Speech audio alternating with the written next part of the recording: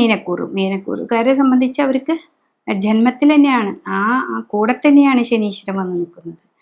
അപ്പോൾ മീനക്കൂറുകാരെ സംബന്ധിച്ച് ശനിയായിരുന്നു, 12 ശനി. അത് കഴിഞ്ഞു ജന്മത്തിലേക്ക് ശനീശ്വരൻ വന്നു. അപ്പം നമ്മുടെ കൂടെ തന്നെ ഈ 2.5 വർഷവും ശനീശ്വരൻ ഉണ്ട്. എന്തൊരു കർമ്മം ചെയ്യുമ്പോഴും അത് അത്രയും കൃത്യനിഷ്ഠമായിട്ട് നമ്മൾ പോകണം. പോയില്ലെങ്കിൽ ശനീശ്വരൻ അവിടെ അടി തരും എന്നാ പറയുക. എന്ന് വെച്ചിട്ടുണ്ടെങ്കിൽ ന്യായത്തിൻ്റെയും നീതിയുടെയും അധിപനാണ് ശനി.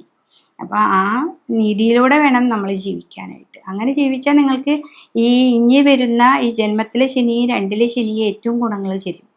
അപ്പോൾ ഇത്രയും 12 നമുക്ക് കഷ്ടനഷ്ടങ്ങൾ, അല്ലെങ്കിൽ ചിലവർക്ക് ചെല്ലുമ്പോൾ ഉണ്ടാവുന്ന പ്രതിസന്ധികൾ, ഇതൊക്കെ ആണെങ്കിലും നിങ്ങളുടെ ഓരോ കൂറുകാരിലും ഓരോ നക്ഷത്രക്കാരിലും ശനീശ്വരൻ ഏത് ഭാവത്തിലാണോ ഇരിക്കുന്നത് അതിനൊരു പ്രാധാന്യമുണ്ട് കേട്ടോ. ഇത് ഒരു ഗോചര ഫലമാണ് നമ്മൾ പറയുന്നത്.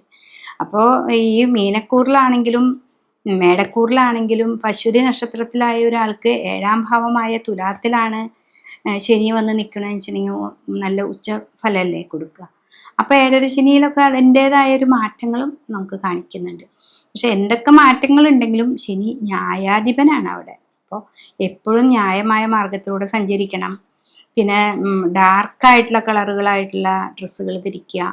വൈറ്റൊക്കെ നമ്മൾ ഇത്തിരി നാളത്തേക്ക് മാറ്റി നിർത്തുക.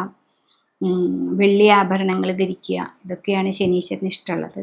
അപ്പോൾ കുറേ ഇൻസൾട്ടൊക്കെ ഉണ്ടാവും 7.5 ശനിയുടെ കാലത്ത്. ഓരോ സ്ഥലത്ത് പോകുമ്പോഴും ചിലപ്പോൾ നമ്മളെ കണ്ടില്ല എന്നുള്ള ഭാവം നടിക്കും.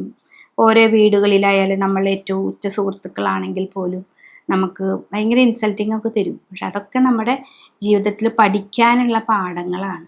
അപ്പം നമ്മൾ ഒറ്റപ്പെട്ട് നമ്മളതൊക്കെ മനസ്സിലാക്കി നമ്മൾ തനിച്ചിരിക്കുകയാണ് നല്ലത് എന്ന് നമ്മൾ തന്നെ സ്വയം വിചാരിക്കും. തനിച്ച് നിന്ന് നമ്മൾ സ്വയം പഠിക്കും.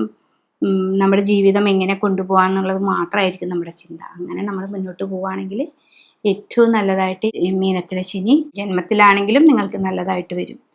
അതാണ് ഈ ശനിയുടെ മാറ്റം.